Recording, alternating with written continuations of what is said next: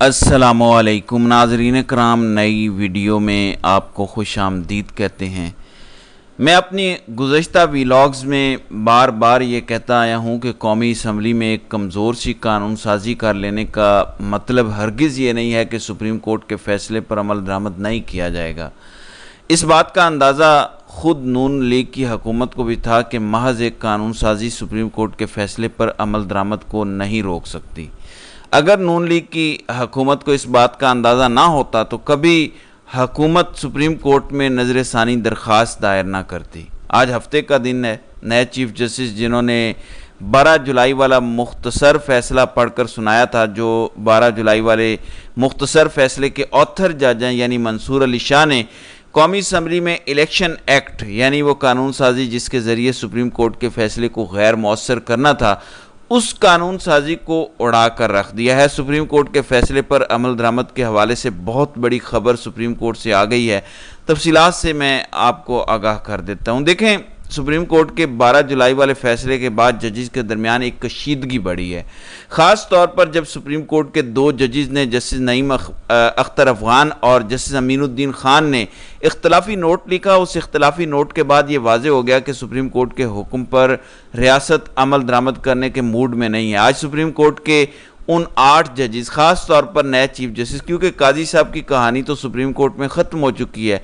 अब इस फैसले पर अमल दरामद करवाने का सारा दारोमदार नए चीफ जस्टिस पर था, जो ऑथर जज भी हैं, जिन्होंने मुख्तसर फैसला भी सुनाया। आज उन्होंने इन 2 जजेस जिन्होंने इख्तलाफी नोट लिखा था उनको भी जवाब दे दिया है और रियासत पाकिस्तान को भी जवाब दिया है कि सुप्रीम कोर्ट के हुक्म पर अमल दरामद ना करने का मतलब तौहीन अदालत है। अब तक की सबसे बड़ी खबर है ये सुप्रीम कोर्ट ऑफ पाकिस्तान से, जो 12 जुलाई के बाद जस्टिस मंसूर अली शाह ने एक फ़ैसले के ज़रिए शहबाज हुकूमत, रियासती इदारों, इलेक्शन कमीशन ऑफ पाकिस्तान और ख़ुद काजी साहब को फ़ैसला भिजवा दिया है। मैं आपको तफसीलात बता देता हूँ। नाज़रीन कराम, सुप्रीम कोर्ट में नेशनल बैंक से मुतल्लिका एक केस की समाअत चल रही है जिसकी सरबराही मंसूर अली शाह कर रहे हैं। गालिबन ये 3 रुकनी बेंच है, लेकिन इसकी सरबराही मंसूर अली शाह के पास है। जस्टिस मंसूर अली शाह ने इस केस के दौरान गैर मामूली हुक्मनामा दिया, वो हुक्मनामा जिसने शहर इक़्तिदार में हलचल मचा दी है। आपको याद होगा 2 दिन पहले मंसूर अली शाह की सरबराही में एक बेंच था जिसमें अतर मिनल्ला और जस्टिस शहजाद भी थे।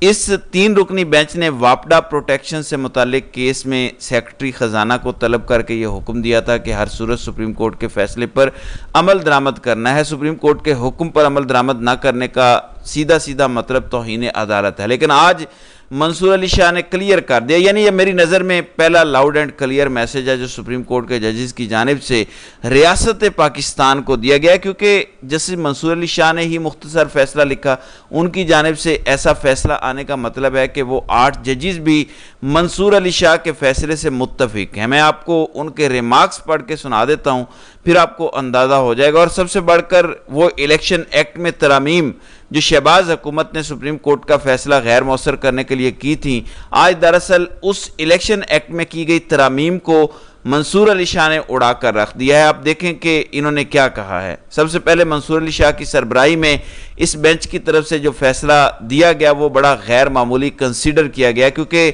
इस फैसले में यह लिखा गया कि इनफरादी शख्सियात या इदारों के पास, अब आपने अल्फाज पर गौर करना है, एक एक लफ्ज़ हीरा है इस फैसले का, एक एक लफ्ज़ पैगाम दे रहा है शहबाज हुकूमत को कि सुप्रीम कोर्ट के फ़ैसले पर आपने हर सूरत अमल करना है। इनफरादी शख्सियात या इदारों के पास अदालती फ़ैसले पर अमल दरामद करने के अलावा कोई चारा नहीं है। ये मंसूर अली शाह अपने हुक्मनामे में लिख रहे हैं, क्योंकि इस केस में भी सुप्रीम कोर्ट ने जो फ़ैसला दिया पिछली समाअत में इसको नज़रअंदाज किया गया या फ़ैसले पर अमल दरामद में ताख़ीर की गई। तो मंसूर अली शाह ने अपने फ़ैसले में लिखा कि जमहूरियत में कानून की हाकमियत सिर्फ एक असूल नहीं है बल्कि वो बुनियाद है जिस पर हुक्मरानों की कानूनी हैसियत टिकी होती है। फिर इसी केस में सबसे इम्पोर्टेंट बात जो मैं कह रहा हूँ कि मंसूर अली शाह ने वो पूरी कानून साजी गैर मौसर कर दी जिस कानून साजी के ज़रिए सुप्रीम कोर्ट का फ़ैसला रोकने की कोशिश की गई। उन्होंने कहा कि सुप्रीम कोर्ट को बतौर एपेक्स कोर्ट के आइनी तशरी, इंसाफ की फराहमी और आइन पर अमल दरामद का इख्तियार हासिल है। सुप्रीम कोर्ट के फैसले महज सिफारिशात یا ایڈوائزری نہیں ہوتے، سپریم کورٹ کے فیصلے پر ہر صورت عمل درآمد یقینی بنانا ہوگا۔ پھر انہوں نے کہا کہ سپریم کورٹ کے فیصلوں کو نظر انداز کرنا آئینی ڈھانچے کو چیلنج کرنے کے مترادف ہے۔ پھر یہ کہا کہ عدالتی فیصلوں پر عمل درآمد کرنا کرٹسی نہیں بلکہ آئین کی منشا ہے۔ اس تمام ریمارکس، اس تمام تر حکم نامے کے اندر جو سب سے امپورٹنٹ بات منصور علی شاہ نے لکھی وہ یہ تھی کہ اگر کوئی شخص، انفرادی شخص یا ادارہ سپریم کورٹ کے حکم پر عمل درآمد نہیں کرتا تو وہ توہین عدالت کا مرتکب ہوتا ہے۔ یعنی کرسٹل کلیئر لاؤڈ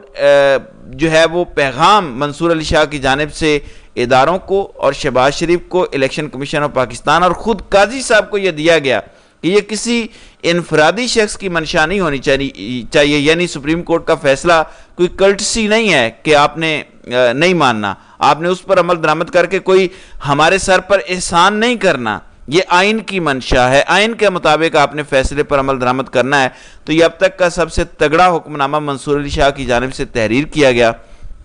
کیونکہ منصور علی شاہ پہ ساری ذمہ داری ہے۔ آپ کو یاد ہوگا 3 دن پہلے میں نے آپ کو یہ خبر دی تھی کہ منصور علی شاہ سے پہلی سرکاری ملاقات اٹارنی جنرل منصور عوان نے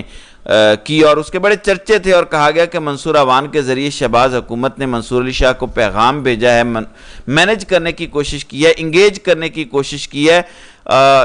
کیونکہ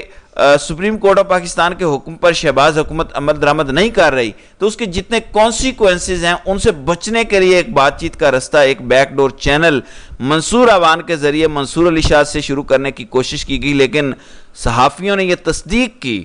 کہ جسٹس منصور علی شاہ نے منصور عوان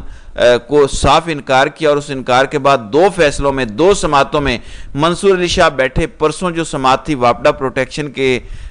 حوالے سے ٹیکس کا وہ معاملہ تھا جس میں سیکرٹری خزانہ پیش نہیں ہوئے، جس پر سخت برہمی کا اظہار کیا منصور علی شاہ اور اطہر من اللہ نے، اور سخت حکم دیا کہ سپریم کورٹ کے فیصلے پر ہر صورت ریاست کو یقینی عمل درآمد بنانا ہوگا۔ پھر نیشنل بینک سے متعلق اس کیس کا حکم نامہ تو بہت ہی غیر معمولی ہے، کیونکہ یہ حکم نامہ دراصل ان 2 ججز کو بھی جواب ہے، نعیم اختر افغان اور امین الدین خان کو، کیونکہ وہ اپنی اختلافی نوٹ کے اندر ریاست کو بغاوت پر اکسا رہے تھے۔ انہوں نے تو کرسٹل کلیئر یہ کہہ دیا کہ ریاست سپریم کورٹ کا حکم نہ مانے، حالانکہ وہ خود سپریم کورٹ کے ججز ہیں اور اچھے خاصے ججز ہیں۔ یہ الگ بات ہے کہ ان پر اب ایک چھاپ ہے کہ وہ قاضی کے سب سے قریبی ہیں، قاضی کی مرضی کے بغیر وہ کام نہیں کرتے، اس طرح کا پرسیپشن ان دونوں ججز سے متعلق پایا جاتا ہے۔ پھر اعتزاز احسن بڑے زبردست قانونی برین ہیں، پھر حامد خان بھی ایک اچھا قانونی ذہن ہے۔ ان دونوں صاحبان نے تو یہاں تک کہا تھا کہ ان 2 ججز کے اختلافی نوٹ میں الفاظ ان دونوں ججز کے نہیں تھے، تحریر شاید ان دونوں نے کیا ہوگا لیکن الفاظ قاضی صاحب کے تھے کہ ریاست سپریم کورٹ کا حکم نہ مانے۔ اب ان دونوں ججز کو جواب دینا سپریم کورٹ کے ان 8 ججز کی جانب سے بڑا ضروری تھا، جن 8 ججز نے سپریم کورٹ میں 12 جولائی کو تحریک انصاف کو مخصوص نشستیں دینے کا حکم دیا تھا۔ تو یہ جسٹس منصور علی شاہ کے ذریعے ان 7 ججز نے یہ پہلا جواب دیا ہے ان 2 ججز کو جنہوں نے اختلافی نوٹ لکھا، اور سب سے بڑھ کر توہین عدالت لگانے کا اندیہ بھی دے دیا ہے۔ منصور علی شاہ جو آئندہ آنے والے چیف جسٹس ہیں، انہوں نے نون لیگ حکومت کو یہ باور کرایا کہ سپریم کورٹ کے فیصلے پر اگر عمل درآمد نہیں ہوگا تو آپ پر توہین عدالت لگے گی۔ اب ایک بات بڑی امپورٹنٹ ہے اس میں، اگر سپریم کورٹ نے یا ججز نے اپنے فیصلے پر عمل درآمد نہ کرانا ہوتا تو یہ تمام تر ججز دوسرے کیس میں اس طرح کے غیر معمولی حکم نامے کبھی نہ لکھتے۔ یعنی منصور علی شاہ نے آئندہ 3 سال تک سپریم کورٹ میں چیف جسٹس رہنا ہے، تو اس کا مطلب ہے کہ نون لیگ کی حکومت رہے یا نہ رہے، بطور سیاسی جماعت نون لیگ کو منصور علی شاہ سے پالا پڑنا ہے۔ آئندہ آنے والے کئی امپورٹنٹ کیسز کی سماعت منصور علی شاہ نون لیگ سے متعلقہ درخواستوں پر کر رہے ہوں گے، تو پھر یہ جو ایک ٹسل شروع ہو چکی ہے، نون لیگ کی حکومت نے جو آگ سے کھیلنا شروع کر دیا ہے،